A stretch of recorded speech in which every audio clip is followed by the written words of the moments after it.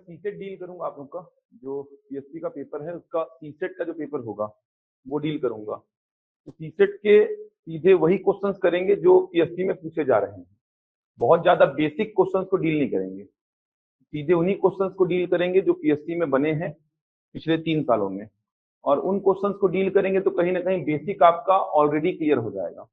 तो सीसेट के केवल अच्छे क्वेश्चंस को ही डील करेंगे, बहुत ज्यादा बेसिक बहुत ज्यादा आसान क्वेश्चंस को डील करने की आवश्यकता नहीं है, क्योंकि बेसिक क्वेश्चंस अगर डील करेंगे भी तो कोई फायदा निकलेगा नहीं, क्योंकि चांसेस पूरे हैं कि लेवल वही रहेगा जो पिछले 3 सालों में रहा है। तो पूरा चांस है कि वही लेवल रहेगा जो पिछले 3 सालों में रहा है, और अच्छे प्रश्न अगर आप करते भी हैं तो बेसिक तो आपसे बन ही जाएगा। कहीं ना कहीं अगर अच्छे प्रश्नों को डील कर रहे हैं तो बेसिक प्रश्न आपसे बन ही जाएगा। अब जो चैप्टर्स डील करेंगे पहले उनको ध्यान से समझेंगे। अगर आप सीसेट का पैटर्न को देखेंगे, देखिए अगर आप सीसेट का पैटर्न को देखते हैं, जो सीसेट का पैटर्न है इसको देखेंगे तो दूसरा पेपर है जहां से कुल 100 प्रश्न पूछे जाएंगे, प्रत्येक प्रश्न 2 अंक का होगा, मतलब कुल 200 अंकों का ये पेपर होगा, 200 अंकों का पेपर होगा ये सभी को पता होगा, बहुत ज्यादा बातचीत इसमें नहीं करूंगा। 100 प्रश्न पूछे जाएंगे, प्रत्येक प्रश्न 2 अंक का होगा। सीधे पेपर 2 की बात कर रहा हूं मैं, पेपर 1 के फैकल्टीज जो आएंगे वो डील करेंगे आपसे। तो सीसेट 100 प्रश्न पूछे जाएंगे, प्रत्येक प्रश्न 2 अंक का होगा, मतलब कुल 200 अंकों का ये पेपर होगा। 2 घंटे का समय होगा, आपको जैसा कि पता होगा 3 बजे से 5 बजे तक ये पेपर चलेगा, 3 बजे से 5 बजे तक ये पेपर चलेगा। अब एक बात ये समझिए, क्वालिफाइंग नेचर का पेपर है। क्वालिफाइंग नेचर का पेपर बोलने का मतलब जो जनरल कैंडिडेट हैं उनको 200 में मिनिमम 66 अंक लेकर आना है। जो ओबीसी, एससी और एसटी कैंडिडेट हैं इनको 200 में मिनिमम 46 अंक लेकर आना है। क्वालिफाइंग नेचर का पेपर है, केवल क्वालिफाई करना है। कहने का मतलब 200 में 66 और 200 में 46। जनरल कैंडिडेट जो है उनको 200 में 66 अंक लेकर आना है, और जो ओबीसी, एससी और एसटी कैंडिडेट हैं उनको 200 में 46 अंक लेकर आना है। इसके ऊपर आप जितना लाइए कोई दिक्कत नहीं है, लेकिन मिनिमम आपका 66 और 46 होना चाहिए। लेकिन पिछले 3 सालों में आपने देखा होगा, खासकर बात करूं मैं 2020 पीएससी प्री की, 2021 पीएससी प्री और 2022 पीएससी प्री, इन 3 सालों में आपने देखा होगा सीसेट का जो लेवल रहा है बहुत टफ रहा है। मैक्सिमम बच्चे जो है वो सीसेट में निपटे हैं, जिनका जीएस अच्छा गया है, जो पढ़ने वाले बच्चे हैं वो मैक्सिमम बच्चे सीसेट में ही निपटे हैं, मैक्सिमम बच्चे पिछले 3 सालों की बात करूं तो। इससे पहले की अगर बात करेंगे 2019 की, 2018 की, 2017 की, तो वहां पे सीसेट का लेवल बहुत आसान रहा है, मतलब आसानी से आप क्वालिफाई कर सकते हैं ऐसा लेवल रहा है। लेकिन पिछले 3 सालों में पेपर का लेवल को ऐसा कर दिया है कि जनरल के लिए 66 और ओबीसी, एससी, एसटी के लिए 46 अंक लाना ही बहुत बड़ा टास्क हो गया है। मतलब जो ओबीसी, एससी, एसटी बच्चे हैं 46 अंक नहीं आ पा रहा है 200 में। इसके बहुत सारे कारण है कि लगता आसान है कि 23% तो लाना है, बस 46 अंक लाना है, 33% लाना है, 66 अंक लाना है, तो लगता बहुत आसान है कि आसानी से लाया जा सकता है। लेकिन समस्या ये है कि समय लिमिटेड है, 2 घंटे का समय है, और पेपर को बहुत लेंथी सेट कर रहा है। पेपर को लेंथी कैसे सेट कर रहा है उस पर भी बात करेंगे अपन। तो फिलहाल ये स्ट्रक्चर की बात कर रहा था मैं कि आपको सीसेट का पेपर जो देना है ये सेकंड पेपर होगा सीजीपीएससी प्री का, जो कि देख सकते हैं 2 घंटे का होगा, 3 बजे से 5 बजे तक पेपर चलेगा। ये 100 प्रश्न पूछे जाएंगे, प्रत्येक प्रश्न 2 अंक का होगा, मतलब 200 अंकों का पेपर होगा ये। क्वालिफाइंग पेपर है, जनरल कैंडिडेट्स जो हैं उनको मिनिमम 66 अंक मतलब 33% लाना है। ओबीसी, एससी, एसटी कैंडिडेट्स जो हैं इनको मिनिमम 46 अंक मतलब 23% लेकर आना है। ध्यान रखेंगे सही उत्तर के लिए आपको 2 नंबर मिलेगा, और गलत उत्तर के लिए आपका 0.66 जो है ये माइनस होगा। इस चीज का ध्यान रखेंगे। 1/3 माइनस मार्किंग है तो 2 का 1/3 मतलब 0.66 आपका माइनस हो जाएगा। तो सही उत्तर के लिए अगर आपको 2 नंबर मिल रहा है तो गलत उत्तर के लिए आपका 0.66 माइनस भी हो रहा है। अब कैसे इतना बड़ा टास्क हो गया है 46 नंबर लाना, 66 नंबर लाना, इस बात को समझो। ये तो स्ट्रक्चर की बात हो गई, सीसेट का जो स्ट्रक्चर होगा। अगर मैं इसके सिलेबस पे आऊं इसके सिलेबस में सबसे पहले आपका गणित का सेक्शन आता है, थोड़ा सा समझेंगे, इसके बाद सीधे टॉपिक्स में आएंगे अपन। सबसे पहला जो सेक्शन आता है ये गणित का आता है, मतलब मैथ्स का। गणित लिखा तो है 10वीं स्तर तक का, आप सिलेबस को देखेंगे तो जो गणित लिखा है ये 10वीं स्तर तक का लिखा है, 10वीं स्तर तक का, और पूछता भी 10वीं स्तर तक का ही है, लेकिन थोड़ा सा क्वेश्चंस का लेवल को बढ़ा दिया है वो। और दिक्कत क्या हो रहा है गणित में, अगर बात करूं मैं तो गणित से लगभग आप देखेंगे तो 30 प्रश्न के आसपास या 30 से 35 प्रश्न आपको दिखाई देते हैं। 30 से 35 प्रश्न, लगभग 30 से 35 प्रश्न आपको गणित विषय से दिखाई देंगे। और चैप्टर्स की बात करूं तो लगभग आपको नहीं नहीं में 20 चैप्टर कवर करने हैं। बात करूंगा संख्या पद्धति हो गया, सरलीकरण हो गया, भिन्न संख्या हो गया, एलसीएम एचसीएफ जिसको लसम मसम बोलते हैं, औसत हो गया, प्रतिशत हो गया, लाभ हानि, समय दूरी, उसी में रेलगाड़ी, नाव धारा, समय कार्य, पाइप टंकी, अनुपात समानुपात, मिश्रण, साझा, साधारण ब्याज, चक्रवृद्धि ब्याज। इसके अलावा घातांक और करनी से प्रश्न पूछा है, वर्गमूल और घनमूल से पूछ रहा है, एज रिलेटेड प्रॉब्लम्स मतलब आयु संबंधित प्रश्न, औसत, लगभग ये सारे चैप्टर्स कवर करने हैं आपको। उसके साथ साथ में आपको डीआई का सेक्शन कवर करना है जिसको बोलते हैं डेटा इंटरप्रिटेशन, जिसमें आपको 4 टॉपिक कवर करने हैं। एक होगा आपका पाई चार्ट, दूसरा होगा आपका दंडालेख जिसको बोलते हैं बार ग्राफ, तीसरा होगा आपका लेखा चित्र जिसको बोलते हैं लाइन ग्राफ, और चौथा होगा आपका सारणियन जिसको बोलते हैं टेबुलेशन। ये पहला सेक्शन है जो पूरा कवर करना है।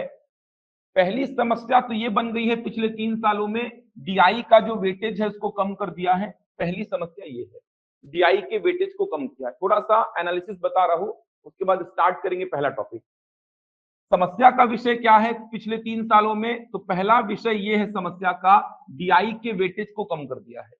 आप देखेंगे 2017 का पेपर, तो 2017 में डीआई के 19 प्रश्न पूछे गए थे, केवल डीआई की बात कर रहा हूं, 19 प्रश्न पूछे गए थे 2017 में। 2018 की बात करेंगे तो 2018 में 13 प्रश्न पूछे गए थे डीआई के। ये हर साल कम होते गए हैं। पहले तो ऐसा था 2017 में 2018 में कि डीआई को पढ़ लो, ओबीसी एससी एसटी बच्चा तो क्वालिफाई कर ही लेगा, एकदम फिक्स था, क्योंकि 19 प्रश्न, 15 प्रश्न, 10 प्रश्न ऐसे बनते थे डीआई से। लेकिन पिछले 3 सालों का अगर आप देखेंगे तो 5 से 6 प्रश्न में आ गया है, मैक्सिमम 5 से 6 प्रश्न बनेंगे। तो डीआई का ये जो सेक्शन बहुत बड़ा था पहले, डीआई पढ़ने से ही लगभग आपका क्वालिफाई हो जाता था पेपर, लेकिन अब ऐसा नहीं रहा है। 5 से 6 प्रश्न ही आपको डीआई के मिलेंगे, मैक्सिमम 5 से 6, एक आध ऊपर नीचे हो जाएगा, लेकिन मैक्सिमम डीआई के 5 से 6 प्रश्न पूछे जाएंगे। पहले तो एक पाई चार्ट दिया और 4 प्रश्न पूछ लिया, एक बार ग्राफ दिया और 4-5 प्रश्न पूछ लिया, एक टेबल दिया, 4-5 प्रश्न पूछ लिया। लेकिन आजकल बिल्कुल भी ऐसा नहीं है, एक पाई चार्ट देगा तो मैक्सिमम 2 प्रश्न पूछेगा, मैक्सिमम 2। कभी कभी तो ऐसा हुआ है एक पाई चार्ट और एक दंडालेख दोनों को मर्ज करके एक ही प्रश्न बनाया, ऐसा भी देखने को मिला है। तो डीआई का जो सेक्शन बहुत बड़ा था, बहुत बड़ा वेटेज रख रहा था, इसके वेटेज को कम कर दिया है। 5 से 6 प्रश्न पूछे जाएंगे, और ये 5 से 6 प्रश्नों का लेवल भी अच्छा रहता है, ऐसा नहीं कि आप आसानी से डील कर पाएंगे। तो डीआई का वेटेज को कम किया है, पहला तो समस्या का विषय ये रहा है। दूसरा समस्या का विषय क्या रहा है, गणित के जिन चैप्टर्स की मैं बात कर रहा हूं उन चैप्टर्स के जो क्वेश्चन है एसएससी सीजीएल मेंस के सीधे सीधे उठाए जा रहे हैं। सीधे सीधे आप देखिए एसएससी सीजीएल मेंस का जो पैटर्न है पूरा कॉपी कर दिया गया है, पूरा copy. SSC CGL tier 2, tier 1 की बात नहीं कर रहा हूं मैं, टीयर 1 तो बहुत आसान है, वो तो व्यापम से भी मतलब कम लेवल का प्रश्न पूछता है। मैं बात कर रहा हूं एसएससी सीजीएल टीयर 2 की, मतलब मेंस की, पूरा कॉपी किया है। आप थोड़ा सा एनालिसिस करोगे तो आपको दिखेगा 2019 सीजीएल मेंस का क्वेश्चन 2021 में, 2020 सीजीएल मेंस का क्वेश्चन 2022 में, केवल डेटा को चेंज किया, नाम को चेंज किया, सेम वही क्वेश्चन, एकदम कॉपी पेस्ट हुए हैं क्वेश्चन। सीजीपीएससी प्री की बात कर रहा हूं, गणित के जिन चैप्टर्स की मैं बात किया हूं सारे चैप्टर के क्वेश्चन सीजीएल मेंस के एकदम कॉपी हुए हैं, सीजीएल मेंस के, ध्यान रखिएगा। प्री की बात नहीं कर रहा हूं, सीजीएल प्री बहुत आसान होता है, 1 लाइनर क्वेश्चन आते हैं मैथ्स के। अगर आपको प्रैक्टिस ही करना है तो आपको प्रैक्टिस इन क्वेश्चंस को करना होगा, सीजीएल मेंस के क्वेश्चंस को। सीजीएल मेंस का लेवल बहुत हाई रहता है, उन्हीं क्वेश्चंस को पूरा कॉपी कर रहा है। आप सीजीपीएससी के वनडे एग्जाम्स को उठा लीजिए, सीजीपीएससी के वनडे एग्जाम्स में जो मैथ्स और रीजनिंग रहा है वो भी पूरा पूरा सीजीएल मेंस से ही कॉपी हो रहा है, पूरा सीजीएल मेंस से। तो आप प्रैक्टिस जो करेंगे क्लास में, जो करेंगे, चाहे वो डीआई के क्वेश्चंस हो, चाहे वो गणित के जिन चैप्टर्स की मैं बात कर रहा हूं उन चैप्टर्स के क्वेश्चन हो, आपको एसएससी सीजीएल मेंस के क्वेश्चन की प्रैक्टिस करने हैं। जनरल जो आर एस अग्रवाल का बुक आप पढ़ते रहते हैं, एस डी यादव का बुक जो पढ़ते हैं, उन सब बुक्स को पढ़ने का बहुत ज्यादा फायदा अभी के पैटर्न में नहीं मिलने वाला, क्योंकि उन बुक्स में सीजीएल मेंस के बहुत ज्यादा क्वेश्चंस रहते ही नहीं है। आपको बुक अगर पढ़नी ही है, क्वेश्चंस अगर लगाने ही हैं, तो आप राकेश यादव की बुक उठा के क्वेश्चंस लगा सकते हैं, आपको पूरा का पूरा सेम दिखाई देगा। आप राकेश यादव की बुक उठाना एसएससी सीजीएल की, आपको दिखेगा जिन क्वेश्चंस को आप लगा रहे हैं, जो 2018 में 19 में पूछे गए हैं, उनको पीएससी पिछले 3 सालों में पूरा कॉपी किया है, आपको समझ में आ जाएगा। सेम वही क्वेश्चंस दिखाई देंगे, चाहे पीएससी प्री की बात करूं, चाहे पीएससी के वनडे एग्जाम जैसे एसीएफ का हुआ था, एआर का हुआ था, आप उन एग्जाम्स को उठा लीजिए। तो प्रैक्टिस करना ही है अगर आपको प्री के पॉइंट ऑफ व्यू से या सीजीपीएससी के वनडे एग्जाम्स के पॉइंट ऑफ व्यू से, तो आपको राकेश यादव की बुक से क्वेश्चंस प्रैक्टिस करने होंगे। RS Agarwal, S D Yadav का जमाना चला गया है। तो यहाँ पर जो क्वेश्चंस का प्रैक्टिस मैं कराऊंगा केवल एसएससी सीजीएल मेंस का कराऊंगा, ध्यान रखिएगा। बहुत ज्यादा आसान क्वेश्चंस का प्रैक्टिस नहीं करेंगे क्योंकि फायदा कुछ होगा नहीं। अच्छे प्रश्नों का प्रैक्टिस करेंगे, पूरा कंसेप्ट सिखाऊंगा मैं, लेकिन प्रश्न अच्छे ही रहेंगे। आप एसीएफ का पेपर देख लीजिए, क्या लेवल था मैथ्स का, पूरा का पूरा सीजीएल मेंस का हर एक प्रश्न, मैथ्स का कोई भी प्रश्न आप उठा के देखना, आपको दिखा दूंगा मैं, सीजीएल मेंस में पूछा जा चुका है। तो यहाँ पे क्वेश्चंस का जो प्रैक्टिस करेंगे सीजीएल मेंस के क्वेश्चन का ही प्रैक्टिस करेंगे। मैक्सिमम प्रश्न सीजीएल मेंस के लेवल के ही रहेंगे, ध्यान रखिएगा। बहुत ज्यादा आसान प्रश्नों को इन 2 महीने में डील नहीं करेंगे। बेसिक बताऊंगा, कंसेप्ट सिखाऊंगा, लेकिन अच्छे प्रश्नों पे ही काम करेंगे। यहाँ पर डीआई के प्रश्न देखेंगे क्योंकि अभी भी अस्तित्व में है, खत्म नहीं किया है इसका अस्तित्व को। 5 से 6 प्रश्न कम नहीं होते हैं, तो 5 से 6 प्रश्न पूछेगा यहाँ से, तो इस पूरे सेक्शन से देखा जाए तो 30 से 35 प्रश्न बनेंगे। तो प्रैक्टिस करेंगे अच्छे प्रश्नों की जब स्टार्ट करेंगे। तो दूसरा जो सेक्शन आता है वो रीजनिंग का आता है। दूसरा जो सेक्शन है रीजनिंग का, इसी को आप जनरल मेंटल एबिलिटी बोल देते हैं, सामान्य मानसिक योग्यता। रीजनिंग के साथ और ज्यादा समस्या आ गई है, लगभग 30 से 32 प्रश्न यहां से मिलते हैं आपको, लगभग 30 से 32 प्रश्न। रीजनिंग के साथ समस्या और बड़ी है। समस्या रीजनिंग के साथ क्या आ गई है, जो रिस्की चैप्टर्स हैं वहीं से प्रश्न बन रहे हैं। जैसे बात करूं अगर मैं न्याय निगमन की, न्याय निगमन ये बहुत इंपॉर्टेंट चैप्टर है, सिलोजिज्म बोलते हैं इसको। यहां से मान के चलिए 3 प्रश्न आपको दिखाई देगा ही, 3 प्रश्न। इस साल 3 पूछा, पिछले साल 2 पूछा, 17-18 में 5-5 पूछा है यहाँ पे। तो न्याय निगमन बहुत इंपॉर्टेंट चैप्टर है।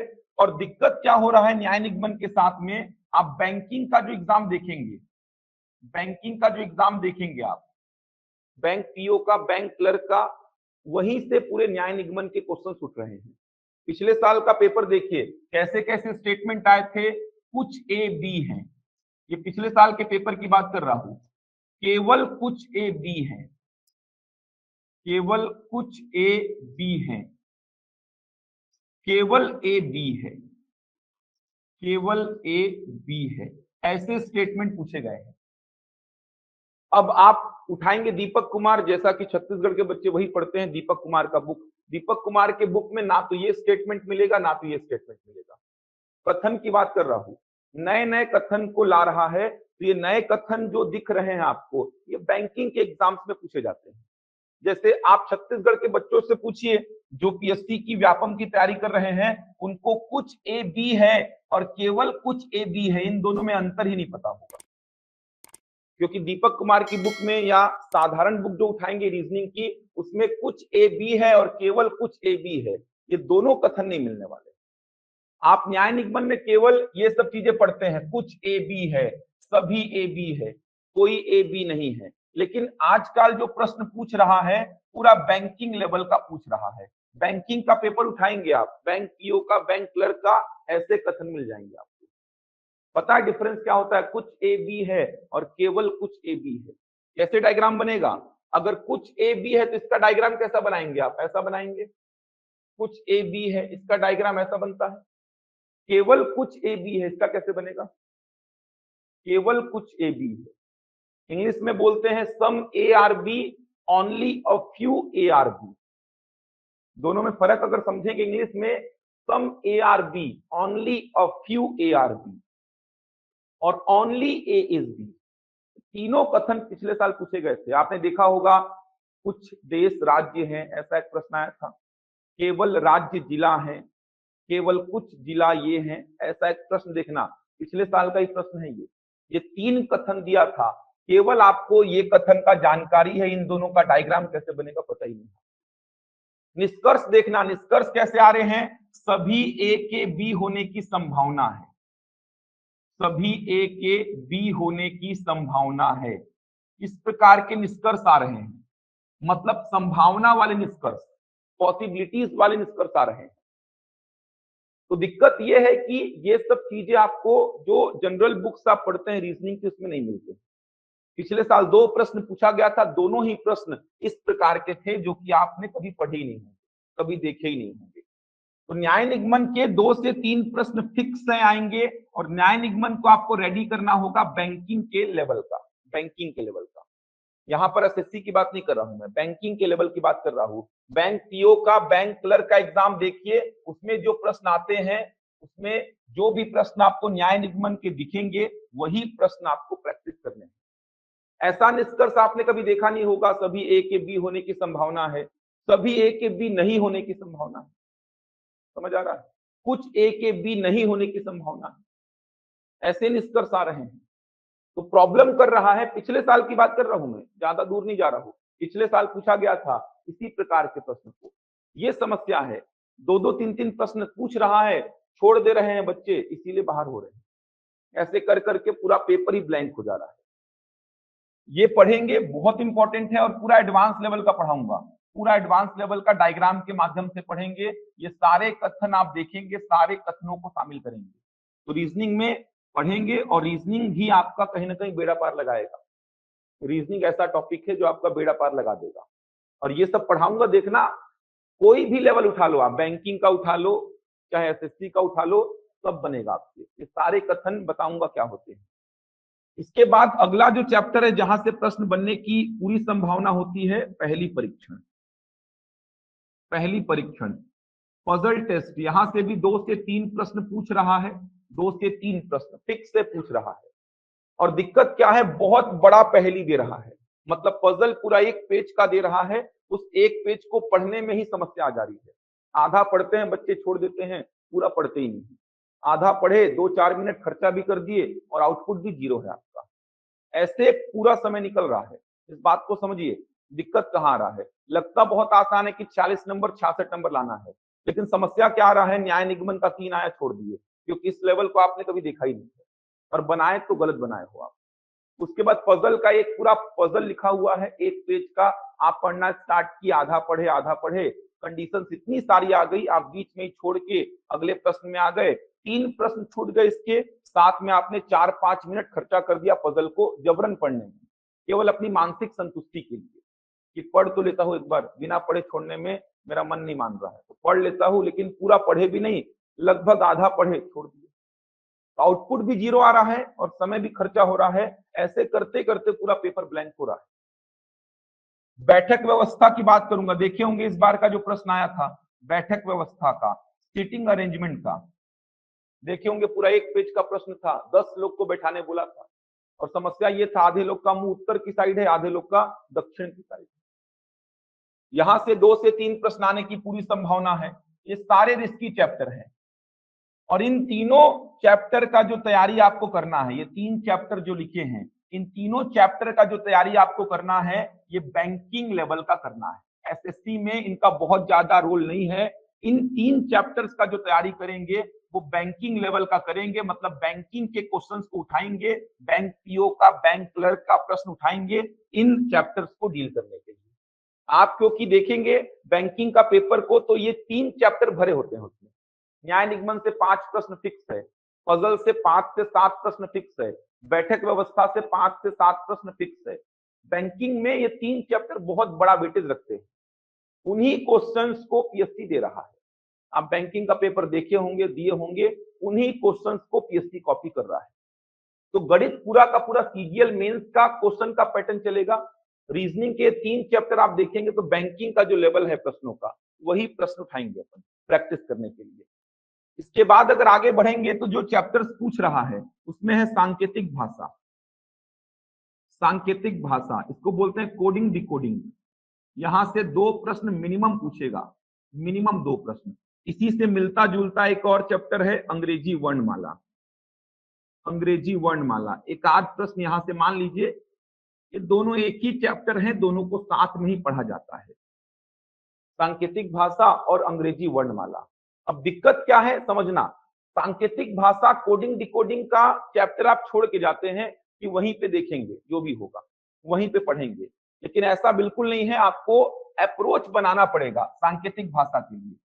क्वेश्चंस कैसा पूछ रहा समझो, जैसे मान लीजिए आंसर को कोड कर दिया मैं, ध्यान से समझेंगे, आंसर को मैं कोड कर दिया ऐसा कुछ, ये देखिए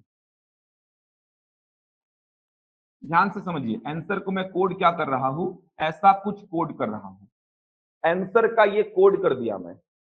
अब यहाँ के बच्चों का सबसे पहला जो मेंटालिटी होता है कोडिंग डिकोडिंग के प्रश्नों को डील करने का, वो क्या होता है, पहले ए को दे देंगे 8, एन को दे देंगे ये, एस को दे देंगे ये, ऐसा बांट देते हैं पहले। तो ऐसा अप्रोच ही नहीं है ये, समझ आ रहा है। आप देखेंगे तो इधर पे कितने अक्षर हैं, 1 2 3 4 5 6, इधर पे कितने अंक हैं, 1 2 3 4 5 6 7 8 9 10, 6 अक्षर हैं और 10 अंक हैं, तो बराबर बराबर तो बांट ही नहीं सकते। ये अप्रोच ही गलत है कि इसको ये दे दो, इसको ये दे दो, बाद में सोचेंगे क्या लगा है। अप्रोच ही गलत है, स्टार्ट ही आपने गलत किया है। ये एसएससी सीजीएल के क्वेश्चंस हैं, पूरा का पूरा एसएससी सीजीएल का लेवल भरा हुआ है। ये चैप्टर्स की बात करेंगे तो एसएससी सीजीएल मेंस का पूरा कॉपी हुआ है पिछले 3 साल में। अप्रोच क्या होता है, अप्रोच ये होता है कि जैसे ही आपने ए को देखा, आपके दिमाग में आना चाहिए 1 और 26। एक क्या है, ए का प्लेस वैल्यू, और 26 क्या है, अपोजिट वैल्यू।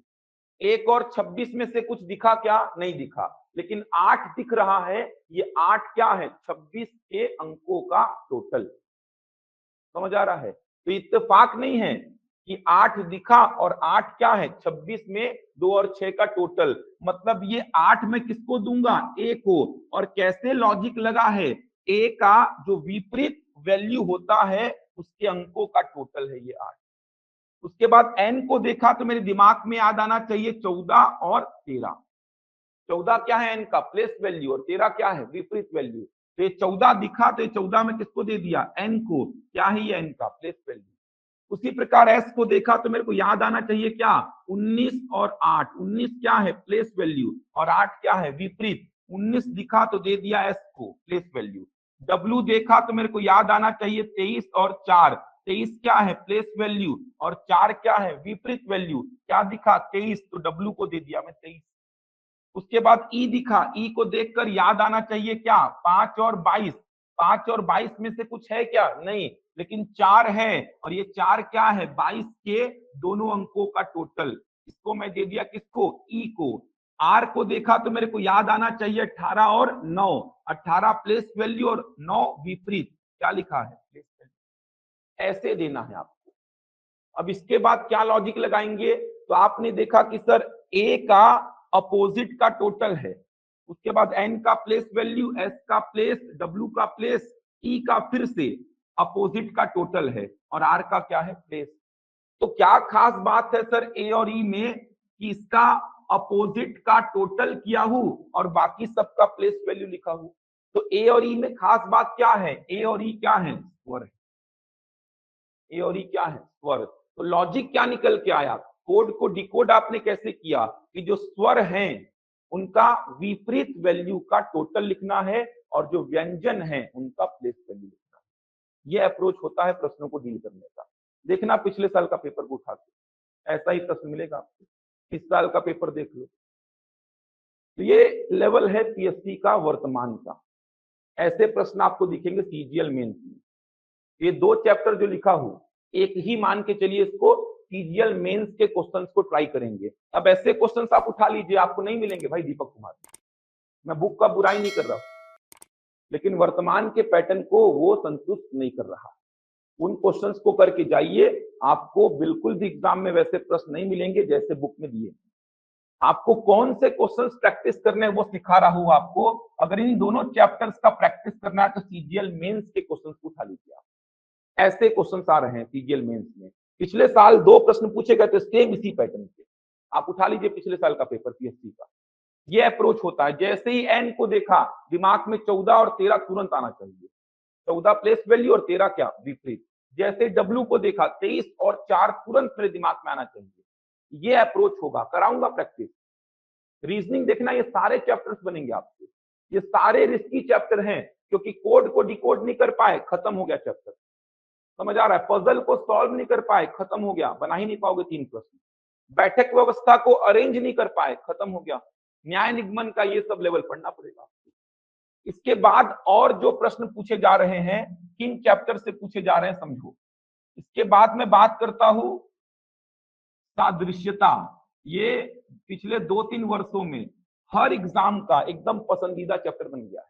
चाहे आप एसएससी का एग्जाम उठा लो, चाहे आप पीएससी का उठा लो, चाहे व्यापम का उठा लो, हर एग्जाम के लिए सादृश्यता जो है ये पसंदीदा चैप्टर बन गया है। एनालॉजी बोलते हैं इसको। इसके क्वेश्चंस कैसे आते हैं जानते हैं? जैसे 5 का संबंध में दे दिया किससे?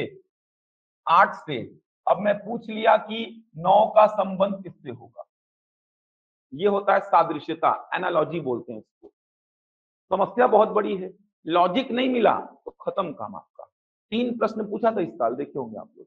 इस साल की बात कर रहा हूं, 3 प्रश्न। संख्याओं की सादृश्यता होती है, अक्षरों की सादृश्यता होती है, समझ आ रहा है?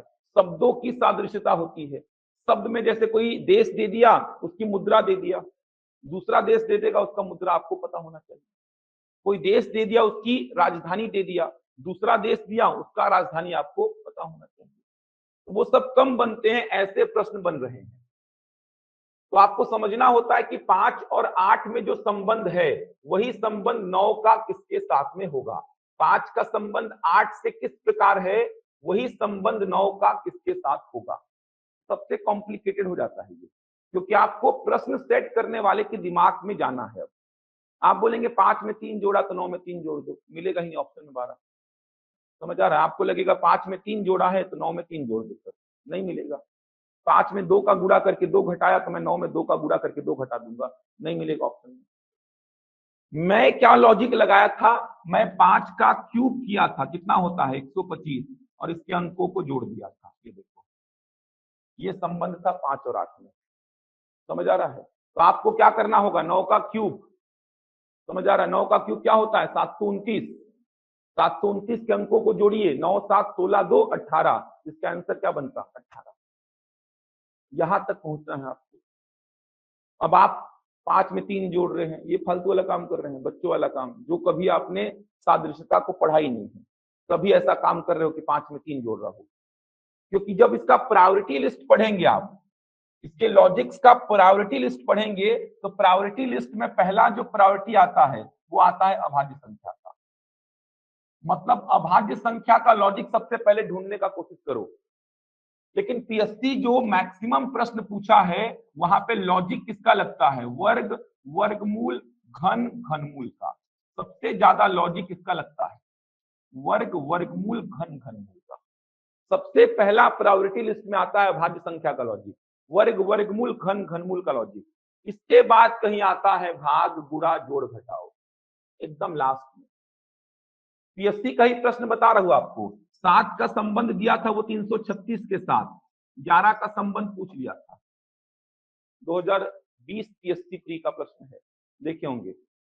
7 देखे, 336 देखे, तो 7 देखे और 300 और 400 के बीच का कोई डेटा देखे तो 7 का क्यूब तुरंत आपके दिमाग में आना चाहिए। 7 का क्यूब कितना? 343। उसमें 7 घटाऊंगा तो क्या आएगा? 336। तो 7 का क्यूब करके 7 घटाया है तो 11 का क्यूब करके 11 घटाएंगे आप। समझ आ रहा है? ये लेवल है सादृश्यता का। सादृश्यता से 2 प्रश्न मिनिमम बनता है। और ये सब रिस्की चैप्टर है जितने लिख रहा हूं। इसके बाद बात करूंगा श्रेणी की, सीरीज। सीरीज से 2 प्रश्न मिनिमम बनता है। सीरीज, सीरीज का मतलब समझ आ रहा है, लुप्त पद वाला सीरीज। इसके बाद लुप्त पद, यहां से 2 प्रश्न बनता है। और एक है वर्गीकरण, एक है वर्गीकरण, क्लासिफिकेशन, यहां से 1 से 2 प्रश्न बन रहा है। और एक आकृतियों की गिनती। ये एकदम फिक्स चैप्टर्स हैं जहां से प्रश्न बनते ही हैं, और जो रिस्की चैप्टर हैं जिनके प्रश्न छोड़ के आते हैं आप। ये देखिए, लगभग देखा जाए तो 20 प्रश्न यहीं से पूछता है। 30 प्रश्नों में 20 प्रश्नों का वेटेज जो है इन्हीं चैप्टर्स का है। तो पहले इन्हीं चैप्टर्स को पढ़ाऊंगा मैं। जब रीजनिंग पढ़ाऊंगा तो पहले इन्हीं चैप्टर्स को पढ़ाऊंगा। 20 प्रश्न इन्हीं चैप्टर से बनेंगे, 20 प्रश्न 30 में से, और सारे रिस्की चैप्टर्स हैं। लुप्त पद का मतलब क्या, लॉजिक ढूंढना। श्रेणी का मतलब क्या, लॉजिक ढूंढना। वर्गीकरण, वर्गीकरण का मतलब क्या, 4 संख्याएं दिया है, 3 में सिमिलैरिटी है, एक अलग है, जो अलग है उसको छाटो। आकृतियों की गिनती है तो छोड़ के ही आते हैं पीएससी का प्रश्न। पिछले बार देखे थे आप, 52 ठो त्रिभुज गिनना था उसमें। यहाँ 26 तो नहीं गिन पा रहे हैं, तो 52 तो कहां से गिनेंगे। 52 त्रिभुज गिनना था पिछले बार के आकृतियों की गिनती में। देखे थे ना, वो टावर का एक पूरा हिस्सा दिया था। 52 त्रिभुज कैसे काउंट करोगे यार, 52 त्रिभुज सोचो। 50 तक पहुंच गए तो भी गलत है, इससे अच्छा तो पहुंचो ही मत। क्योंकि 50 तक पहुंच गए तो भी प्राउड वाली बात नहीं है। वो आपके मन को संतुष्टि देगा बाहर आके कि 50 गिन दिया था मैं। तो ऐसा गिनने से फायदा ही क्या है। आंसर या तो 52 गिनो, या तो फिर मत गिनो, छोड़ दो उसको। कोई प्राउड वाली बात थोड़ी है, 50 तो गिन दिया था मैं, अरे गिन के नेगेटिव मार के आ गए, इससे अच्छा सामने वाला छोड़ के आया है। नेगेटिव तो नहीं हुआ, समय तो खर्च नहीं किया। दिखेगा कि भाई 30-35 से ऊपर ट्राइंगल है, छोड़ के आ जाना उसको। कोई मतलब नहीं है 30-35 से ऊपर ट्राइंगल गिनने का। और दिक्कत ये है कि एक आध कम हुआ ऑप्शन में दिखेगा, गलत हो गया। दिक्कत ये भी है। ऐसा नहीं कि ऑप्शन में डिफरेंस रहता है कि 52 आंसर है तो ऑप्शन में 52 रहेगा, 45 रहेगा, 40 रहेगा, 60 रहेगा, ऐसा भी नहीं है। ऑप्शन रहेगा 50, 51, 52, 53। एक कम गिने तुरंत ऑप्शन मैच होगा। तो बहुत लेंदी अगर आया डायग्राम, छोड़ देना उसको। ये जितने भी चैप्टर्स रीजनिंग के लिखा हो, ये है रिस्की चैप्टर। लेकिन आप देखेंगे तो 20 से 22 प्रश्न यहीं से मिलेंगे आपको। 20 से 22 प्रश्न, ये देखिए इन चैप्टर से मिलते हैं 20 से 22 प्रश्न। इन्हीं चैप्टर्स को पहले डील कराऊंगा रीजनिंग में। जब रीजनिंग स्टार्ट करूंगा यही चैप्टर्स पढ़ेंगे। और देखना, अप्रोच पे काम करेंगे। लगता है श्रेणी क्या पढ़ाओगे सर, अप्रोच पे ही काम करना है भाई। पता तो रहे कहां से स्टार्ट करना है क्वेश्चन। श्रेणी लगता है कि बन जाएगा, वहीं देखेंगे, लेकिन अप्रोच पता होना चाहिए। पढ़ाऊंगा श्रेणी को, सादृश्यता का अप्रोच पता होना चाहिए। लिखा हो देखिए, जैसे ही 7 दिखा, 300 और 400 के बीच का डेटा दिखा, 7 का क्यूब को पकड़ लो। ऐसे अप्रोच पे काम करना है। ये सब तो सोचना ही नहीं होता, भाग बुरा जोड़ घटाओ, ये तो एकदम लास्ट में आता है। सोचना ही नहीं होता। प्राइम नंबर ये सोचना होता है, वर्ग, वर्गमूल, घन, घनमूल ये सोचना होता है। तो ये चैप्टर से जहां से 20 से 22 प्रश्न आपको मिलेंगे, 20 से 22 प्रश्न। अगर आपको प्रैक्टिस करना है क्वेश्चंस का, तो इन 3 चैप्टर का प्रैक्टिस कर लो आप। बैंकिंग के क्वेश्चंस को उठा के, और बचे हुए चैप्टर्स का प्रैक्टिस करना है एसएससी सीजीएल के क्वेश्चंस को उठा के। बचे चैप्टर्स ये सब जो लिखा हो, सांकेतिक भाषा, अंग्रेजी वर्णमाला, सादृश्यता, श्रेणी, लुप्त पद, वर्गीकरण, आकृतियों की गिनती, इन चैप्टर का प्रैक्टिस करना है तो एसएससी सीजीएल मेंस के क्वेश्चंस। इन 3 चैप्टर का प्रैक्टिस करना है तो बैंकिंग के क्वेश्चंस। मैथ में पूरे चैप्टर का प्रैक्टिस करना है तो एसएससी सीजीएल मेंस। इसके अलावा रीजनिंग के और भी चैप्टर्स हैं जिनको आप दीपक कुमार से पढ़ सकते हैं, जिसमें आता है पासा, समझ आ रहा है, घड़ी, कैलेंडर, दिशा ज्ञान परीक्षण, रैंकिंग। ये जो चैप्टर्स मैं लिख रहा हूं, बोल रहा हूं, इनके अलावा, समझ आ रहा है, घड़ी हो गया, कैलेंडर हो गया, दिशा ज्ञान परीक्षण हो गया, रैंकिंग हो गया, पासा हो गया, आकृतियों को पूर्ण करना, घन और घनाभ हो गया। जितने भी चैप्टर, असमानता की जांच, टेस्ट ऑफ इनइक्वालिटी बोलते हैं जिसको, इन चैप्टर्स को अगर आप पढ़ना चाहते हैं, रक्त संबंध हो गया, इंपॉर्टेंट है, ब्लड रिलेशन, इन चैप्टर्स को, इसके अलावा जो चैप्टर्स बचते हैं रीजनिंग में, उनको अगर आप पढ़ना चाहते हैं तो दीपक कुमार का सहारा ले सकते हैं। उन चैप्टर से क्वेश्चन आसान ही आएंगे, दीपक कुमार से बन जाएंगे, क्योंकि टफ हो ही नहीं सकता। दिशा ज्ञान परीक्षण में क्या ही टफ कर लेगा। पासा में क्या ही टफ कर लेगा, घड़ी कैलेंडर में क्या ही टफ करेगा क्वेश्चन को। कंसेप्ट है पूरा घड़ी कैलेंडर का, तो वो सीख गए तो क्वेश्चन कैसा भी आ जाए बनना तय है। तो जो चैप्टर्स मैं बोला हूं अभी, उन चैप्टर्स के लिए दीपक कुमार का बुक फॉलो कर सकते हैं प्रैक्टिस करने के लिए। वहां से लगभग 7 से 8 प्रश्न आएंगे। 10 एक चैप्टर बोला मैं लगभग अभी, वहां से 7 से 8 प्रश्न आएंगे। मेजर सेक्शन ये है, 20 के 22 पूरे छोड़ के आते हैं बच्चे। आप देखना, अगर आप दिए होंगे पेपर 20 के 22 प्रश्न छोड़ के आते हैं। यही सब कारण है बाहर होने का, यही सब कारण है। ये हो गया रीजनिंग। तो मेजर सेक्शन तो यही है, मैथ तो रीजनिंग का 30 से 35 गणित के और 30 से 32 रीजनिंग के। मैं लिख दिया हूं कहां से कितने क्वेश्चन आते हैं। इसके बाद छोटे छोटे टॉपिक्स हैं बहुत सारे जिनको नहीं पढ़ना है, जिसमें एक है आपका निर्णय निर्माण तथा समस्या का समाधान। निर्णय निर्माण तथा समस्या का समाधान, तथा समस्या का समाधान। Decision making and problem solving नहीं पढ़ना है इसको। एक प्रश्न 2 प्रश्न आया, उसको भी ऑप्शन से एलिमिनेट करके बना दोगे आप। अगर आप ये अधिकारी होते और ये स्थिति पैदा हो जाती तो क्या करते, 4 ऑप्शन दिए रहेंगे। ऑप्शन को ही पढ़ के समझ आ जाता ये तो नहीं करता, ये भी नहीं करता। नहीं करने वाले ऑप्शन से एलिमिनेट कर देते हो आप, तो करने वाला एक आध ऑप्शन बच जाता है। ऐसे प्रश्न आते हैं। आप निरीक्षण में गए स्कूल के, ऐसी स्थिति स्कूल में पाई गई तो आप क्या कदम उठाएंगे, 4 ऑप्शंस रहेंगे। आपको समझ में आ जाएगा यार ये फालतू ऑप्शंस हैं, ये नहीं करता, ये नहीं करता, ये कर लेता। इसके लिए अभी समय नहीं है कि पूरा टॉपिक को पढ़ो, समझो कैसे डिसीजन लिया जाता है।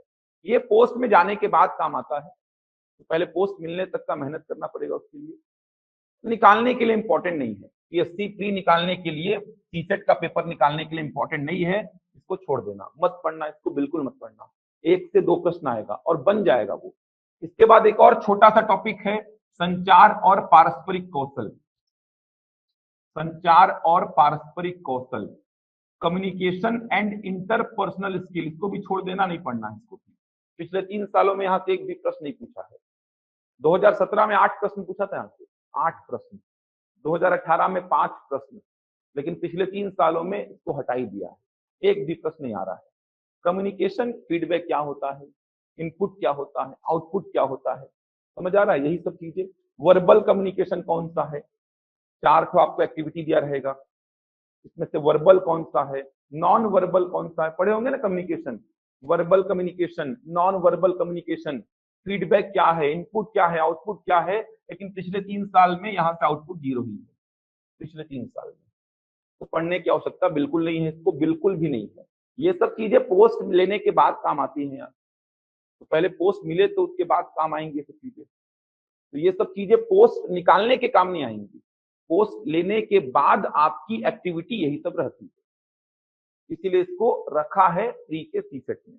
इंटरव्यू में काम आता है, ये काम आएगा। आधा से अधिक इंटरव्यू तो इसी पे चलता है, इसको देख के नंबर देते हैं, समझ आ रहा है। इंटरव्यू में यही सब चीजें देखी जाती है।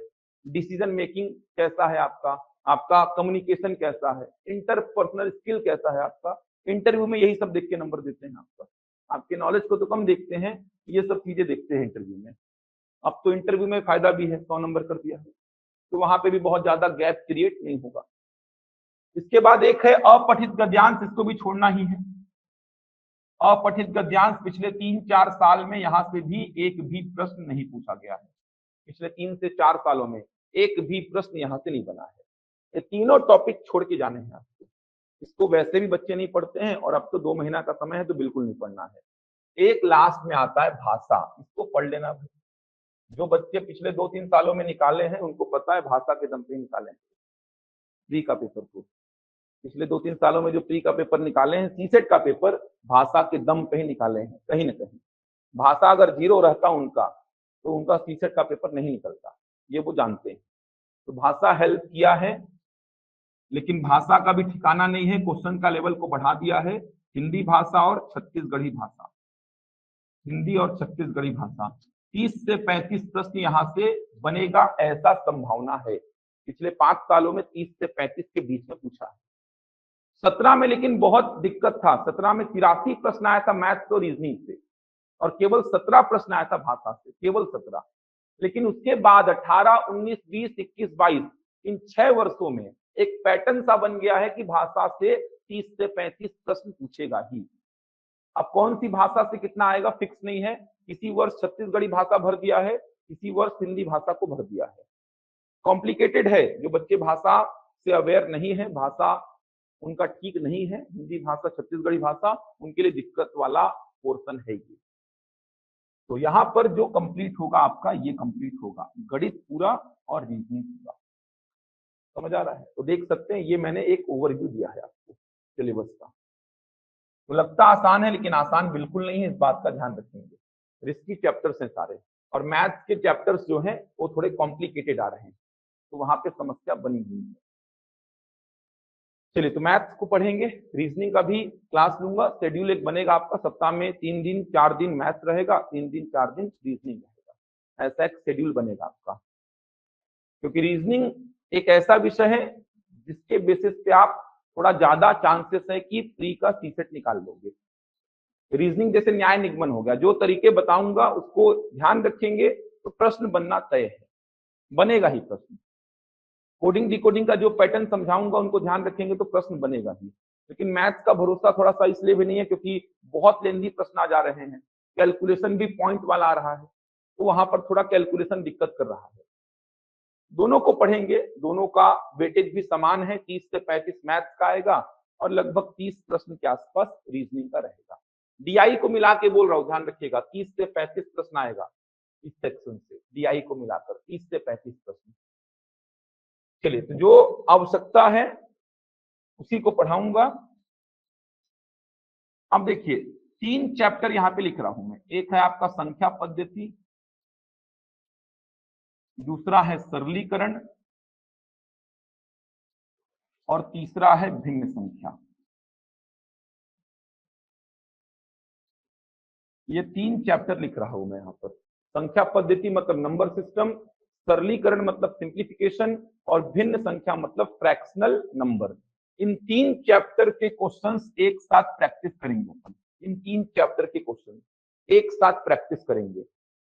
यहां से जो क्वेश्चंस पूछे जाने की संभावना है वो कौन कौन से पूछे जाने की संभावना है वो बता रहा हूं आपको। जितना मैंने सीजीएल के पेपर को देखा है पिछले 3-4 साल का, मेंस का, पीएससी के पेपर को मैंने जितना एनालिसिस किया है, वनडे एग्जाम्स का और पीएससी प्री का, तो यहाँ से जो प्रश्नों के पूछे जाने की संभावना है वो बता रहा हूं आपको। यहाँ से जो प्रश्न पूछा जाएगा, एक संभावना है वी बॉड मास का प्रश्न यहाँ से बन सकता है, वी बॉड मास का, लेकिन आसान प्रश्न नहीं बनेगा, लेंदी प्रश्न बनेगा। लेंदी बोलने का मतलब एक पेज का पूरा सॉल्यूशन होगा उसका। समझ आ रहा है? लेंथ बहुत ज्यादा रहेगा इस प्रकार का। ये देखिए, नोट नहीं करेंगे, केवल मैं पैटर्न समझा रहा हूं। सीधे प्रश्नों में आऊंगा, सीधे पीपीटी रेडी रहेगा, सीधे प्रश्नों में आऊंगा बेसिक बता के। पीपीटी पूरा रेडी रहेगा क्वेश्चंस का, बेसिक समझाऊंगा, सीधे प्रश्नों में आ जाऊंगा मैं, और अच्छे प्रश्नों को डील करेंगे। ये देखिए, इस प्रकार के प्रश्नों की बात कर रहा हूं।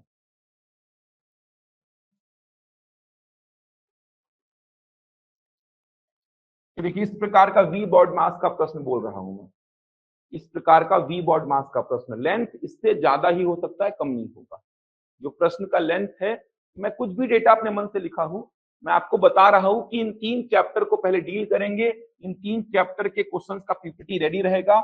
इन 3 चैप्टर से क्वेश्चंस किस किस वेराइटी के पूछे जाने की संभावना है, आएंगे तो यही आएंगे, वरना नहीं आएंगे, ध्यान रखिएगा, फिक्स है ये। ये पहला प्रश्न जो मैं बोल रहा हूं वी बॉड मास का, तो ये वी बॉड मास का प्रश्न है। जहां पे आपको सीक्वेंस को फॉलो करना है वी बॉड मास के अकॉर्डिंग। तो ये पहला जो प्रश्न है ये वी बॉड मास का है। वी का मतलब आप देखेंगे विनकुलम होता है, बार ब्रैकेट, रेखा कोष्ठक बोलते हैं। समझ आ रहा है? वी का मतलब ब्रैकेट होता है, पढ़ाऊंगा ये, बेसिक बताऊंगा, उसी सीक्वेंस को फॉलो करके ये प्रश्न बनाना है। आप एई का पेपर देख लीजिए और एआर का पेपर देख लीजिए। सीजीपीएससी के वनडे एग्जाम्स की बात कर रहा हूं, ये जो पेपर हुए हैं पिछले 2-3 सालों में, इन दोनों पेपर में वी बॉड मास का एक बहुत लेंदी प्रश्न पूछा गया है। बहुत लेंदी मतलब देख पा रहे हैं, पहले ब्रैकेट को सॉल्व करेंगे, ये ब्रैकेट को सॉल्व करेंगे, उसके बाद काक को सॉल्व करेंगे, फिर भाग करेंगे, फिर गुणा, फिर जोड़ेंगे, फिर घटाएंगे। तो लेंदी बहुत है, समय लेगा लेकिन बन जाएगा। तो एक प्रश्न वी बॉड मास का आने का संभावना है, लेंदी आएगा मतलब लेंथ बड़ा होगा, पूरा एक पेज लग जाएगा सॉल्व करने में। इसको पहले तो इसको सॉल्व करो, इसको सॉल्व करो अलग से, उसके बाद का को सॉल्व करो, क्योंकि भाग और का में पहले का सॉल्व होता है, उसके बाद भाग करो, फिर गुणा करो, फिर जोड़ो, फिर घटाओ। एक प्रश्न वी बॉड मास का आने का पूरा संभावना है, करेंगे प्रैक्टिस। दूसरा प्रश्न विभाजिता के नियम से आने का संभावना है। विभाजिता का नियम, विभाजिता का नियम, विभाजिता के नियम से प्रश्न कैसा आने का संभावना है, ध्यान दीजिए। आसान प्रश्न नहीं आएगा, विभाजिता के नियम से इस प्रकार का प्रश्न आने का संभावना है। ये कोई संख्या है, देख सकते हैं, ये कोई संख्या है, 8 अंकों का संख्या है, जिसमें x और y क्या है, अज्ञात है, अननोन है। बोल देगा ये संख्या 72 से भाग जा रही है, 72 से भाग जा रही है। तो आपसे पूछेगा एग्जांपल के लिए 2x प्लस 3y का वैल्यू क्या होगा। ये वैरायटी का प्रश्न, एडवांस प्रश्न ही है। ये संख्या 72 से भाग जा रही है, तो 2x प्लस 3y का मान क्या होगा, ये वैरायटी का प्रश्न। तो आपको समझना पड़ेगा कि 72 से भाग जा रहा है, मतलब जाएगा वो 8 और 9 से, क्योंकि 8 और 9 का एलसीएम क्या होता है, 72। इसका मतलब अगर कोई संख्या 8 और 9 से जा रही है, तो वो निश्चित रूप से जाएगी 72 से। कारण 8 9 72 नहीं है, कारण है 8 और 9 का एलसीएम 72 होना। 8 9 72 कारण नहीं है भाई, कारण 8 और 9 का एलसीएम 72 होना है। तो इस वैरायटी का प्रश्न विभाजिता के नियम से आएगा। एक और प्रश्न विभाजिता के नियम से आपने देखा होगा वनडे एग्जाम्स में, 5 अंकों की ये कोई संख्या है, 5 अंकों की ये कोई संख्या है, ये भाग जा रही है 3 7 और 11 से। तो आपसे पूछ लेगा a square plus B square minus A B का मान क्या होगा। इस वैरायटी का प्रश्न देखे होंगे सीजीपीएससी के पिछले 3 सालों में, या सीजीएल का पेपर उठा लीजिए, पिछले 4-5 सालों में यही सब प्रश्न आपको दिखाई देंगे। तो वी बॉड मास का एक इस वैरायटी का प्रश्न डील करेंगे कल, विभाजिता के नियम से इस वैरायटी के प्रश्नों को डील करेंगे। अलग से पूरा टॉपिक नहीं लिखवाऊंगा, ध्यान रखिए कि विभाजिता का नियम लिखवा रहा हूं मैं, कि सीधे प्रश्न में आऊंगा, टाइम दूंगा, बन रहा है तो ठीक, नहीं बन रहा है तो एक्सप्लेन करूंगा उसको। चांसेस है कि वहीं से आ जाएंगे क्वेश्चन। तो ये भी विभाजिता के नियम पे ही आधारित प्रश्न है। ये 5 अंकों की संख्या 3 7 और 11 से भाग जा रही है, तो आपसे पूछ लेगा ए और बी का वैल्यू। मेन तो आपको ए और बी का वैल्यू निकालना है, ये तो बता ही दोगे। तो एक यहां से प्रश्न आने की संभावना है। इसके बाद अगर देखा जाए तो प्रश्न कहां से पूछे जाने की संभावना है इन 3 चैप्टर में, लैडर प्रॉब्लम। लैडर प्रॉब्लम बोलते हैं, लैडर प्रॉब्लम मतलब ऐसा प्रश्न आपने देखा होगा, ये देखिए 1/a plus 1/b plus 1/c plus ऐसा चल रहा है, इसको बोलते हैं लैडर प्रॉब्लम। इस फ्रैक्शनल नंबर का आपको वैल्यू दे दिया है, यहां पर आपको दे दिया है इसका वैल्यू कितना होगा, आपसे पूछ लेगा 4a plus 3b minus 2c कितना होगा। इस वैरायटी का प्रश्न सारे नए नए प्रश्न लग रहे होंगे, आर एस अग्रवाल में एक भी नहीं मिलने वाला। पुराना बुक पढ़ेंगे आर एस अग्रवाल का, हिंदी मीडियम का, इंग्लिश मीडियम का, एक भी प्रश्न जितना लिखा हो एक भी नहीं मिलेगा आपको। नया जो बुक आया है आर एस अग्रवाल का, उसमें कुछ प्रश्न मेंशन कर दिए गए, देखे होंगे। ऐसा एक केसीएफ में आया था, याद है, सीजीपीएससी प्री में पूछा था। और कैसे प्रश्न बनेंगे, इस प्रकार के प्रश्न याद है आपको, 1 2 3 1 2 3 1 2 3, इसको क्या लिखते हैं आप, 0.123 पूरे का बार, और इसको P बटे Q के रूप में क्या लिखते हैं, 123 बटा कितना 999, ऐसा कुछ याद आ रहा होगा। डेसिमल के बाद रिपीट हो रहा है 1 2 3, तो 1 2 3 के ऊपर क्या लगेगा बार, और इसको P बटे Q के रूप में क्या लिखूंगा 1 2 3 डिवाइड बाई 999। लेकिन ऐसा नहीं पूछेगा, ये तो बेसिक हो गया। पूछ कैसा रहा है, देखो ऐसा 0.abc abc abc abc ऐसा पूछ रहा है, इसका वैल्यू P बटे Q के रूप में दे देगा वो, और पूछेगा क्या बताओ 4a plus 2b minus 3c कितना होगा। ये वैरायटी पीएससी का है, ऐसे प्रश्नों को ही करना पड़ेगा, पीएससी प्री को क्वालिफाई करना है। सीजीपीएससी का एसीएफ का एग्जाम जो होने का संभावना है, अगले साल बोल रहे एसीएफ का फिर से पद आएगा बहुत सारा। सीजीपीएससी का कोई भी एग्जाम उठा लो आप, वनडे एग्जाम उठा लो या राज्य सेवा परीक्षा का प्री उठा लो, क्वेश्चंस का लेवल ऐसा ही रहेगा। तो इन तीनों चैप्टर से क्वेश्चन बनेंगे, वी बॉड मास के, विभाजिता के नियम के, फ्रैक्शनल नंबर में इस वैरायटी का प्रश्न बनेगा, इस वैरायटी का प्रश्न आपको देखने को मिल जाएगा। समझ आ रहा है। और प्रश्नों की अगर बात करूं मैं, तो और किस प्रकार के प्रश्न बनेंगे, एक आध प्रश्न आपको शेषफल प्रमेय का दिख सकता है। शेषफल प्रमेय का प्रश्न बोलने का मतलब ऐसा, पिछले साल यूपीएससी में इस प्रकार का एक प्रश्न आया था, इसको डिवाइड करने बोलेगा 35 से और आपसे क्या जानना चाहेगा वो शेषफल। इस प्रकार का एक आध प्रश्न आपको देखने को मिल सकता है। इकाई के अंक का प्रश्न देखने को मिल सकता है, लेकिन इकाई के अंक का आसान प्रश्न नहीं पूछेगा, ऐसा पूछेगा इसमें इकाई का अंक बताओ। इकाई का अंक तो बहुत आसान टॉपिक है, लेकिन उसका एडवांस प्रश्न ऐसा पूछेगा 2 का पावर 3 का पावर 4 का पावर 5, इसमें इकाई का अंक बताओ। हालत खराब हो जाएगा इसमें इकाई का अंक निकालने में। आपने जनरल तो पढ़ा इकाई का अंक कैसे निकालते हैं, लेकिन इसमें कैसे निकालोगे। मैं बोला 4 का पावर फैक्टोरियल 17, इसमें इकाई का अंक कैसे निकालोगे। तो इकाई के अंक से प्रश्न बना तो इस वैरायटी का बनेगा, क्योंकि इस वैरायटी के प्रश्न सीजीएल मेंस में पिछले 2 साल में शामिल हुए हैं, पिछले 2 साल में, उससे पहले नहीं थे। तो सीजीएल मेंस में पिछले 2 साल में शामिल हुए हैं, तो चांसेस है इकाई के अंक से अगर प्रश्न पूछा इस वैरायटी का पूछेगा। शेषफल प्रमेय से इस वैरायटी का प्रश्न आने का संभावना है।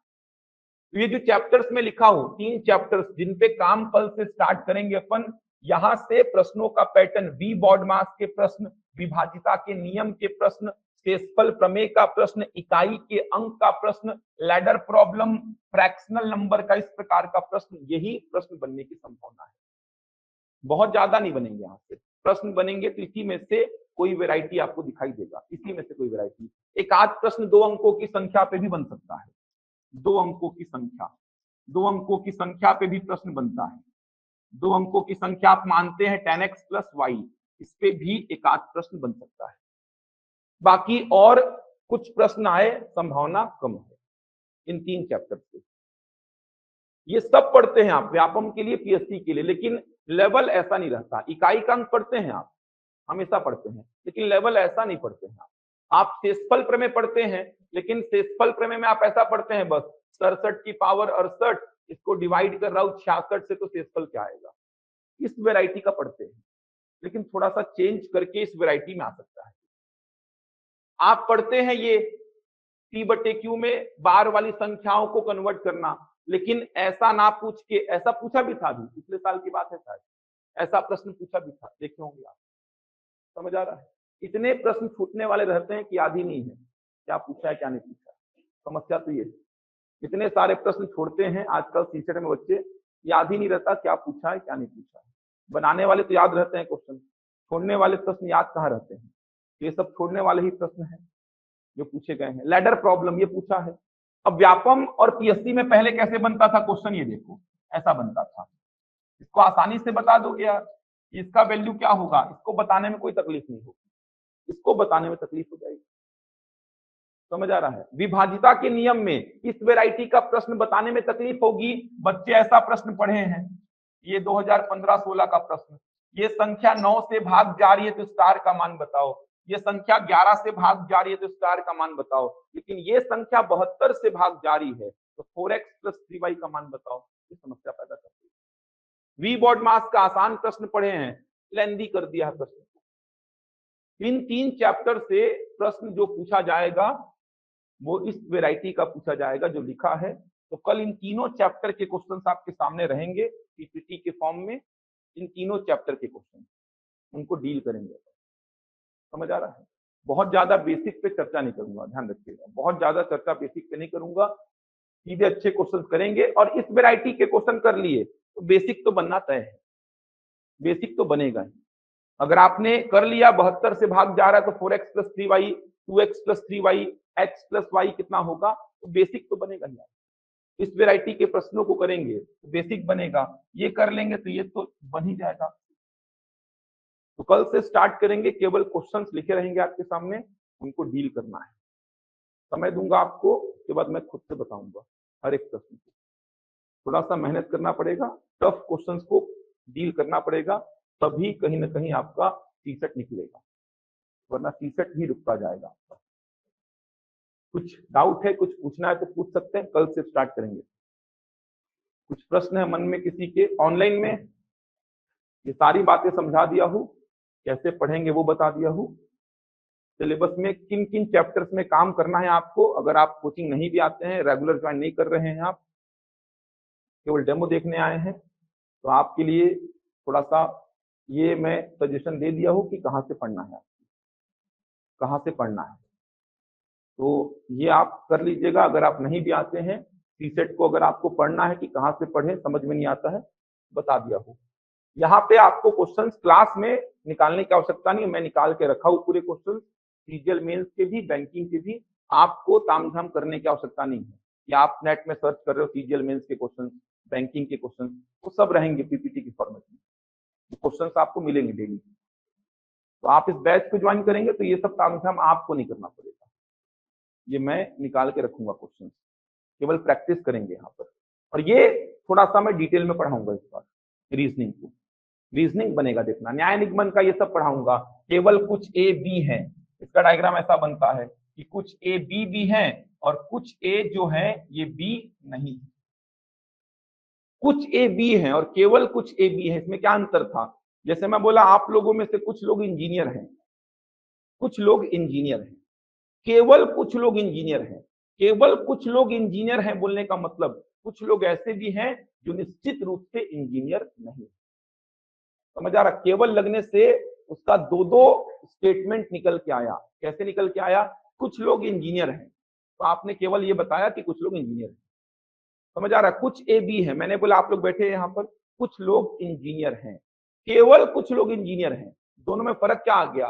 केवल कुछ लोग इंजीनियर हैं, इसका मतलब कुछ लोग ऐसे भी हैं जो निश्चित रूप से इंजीनियर नहीं। तो केवल कुछ ए बी है, तो कुछ ए तो बी है, लेकिन कुछ ए ऐसे भी हैं जो निश्चित रूप से बी नहीं। ये फर्क होता है दोनों। केवल ए बी है, इसका डायग्राम ऐसा बनता है, ये देखिए, केवल ए बी है, इसका डायग्राम ऐसा बनता है, बी अंदर ए बाहर, लेकिन बी फिक्स हो जाएगा यहाँ पर, बी हिलेगा नहीं यहाँ से। ये सारा कुछ पढ़ाऊंगा आपको, तो यहाँ तक देख लीजिए। कल से स्टार्ट करते हैं क्वेश्चन। रीजनिंग का हर एक टॉपिक को सेपरेट पूरा पढ़ाऊंगा, वहां पे क्वेश्चन आंसर वाला फॉर्मेट नहीं चलेगा, यहाँ पर हर एक टॉपिक को डील करूंगा, क्योंकि तो यहीं से 20 से 22 प्रश्न आएंगे आपके, आराम से क्वालिफाई कर पाएंगे, दिक्कत बिल्कुल नहीं होगा। चलिए कल देखते हैं इसका आगे। राकेश यादव का इन चैप्टर्स को देख सकते हैं आप, ये चैप्टर आपको राकेश यादव की बुक में नहीं मिलेंगे, और मिलेंगे भी तो बहुत ज्यादा लेवल नहीं रहेगा। इनको ट्राई करना है तो बैंकिंग के क्वेश्चंस निकाल लीजिए आप, राइटर ने मतलब बैंकिंग के क्वेश्चंस निकाल लीजिए, या फिर दिल्ली का कोई कोचिंग होगा बैंकिंग का, बैंकर्स पॉइंट है, ऐसे कोचिंग्स हैं बैंकिंग के एग्जाम की, उनके बुक्स आपको लेने पड़ेंगे। बाकी आप नेट से निकाल लीजिए, बैंकिंग में जो पीओ का क्लर्क का एग्जाम होता है, आईबीपीएस लेता है, जिसको एसबीआई लेता है, उन पेपर्स को निकाल लीजिए और उनके इन चैप्टर्स के क्वेश्चन को डील करिए, दिखेगा आपको सेम वही क्वेश्चन पीएससी में कॉपी हुए।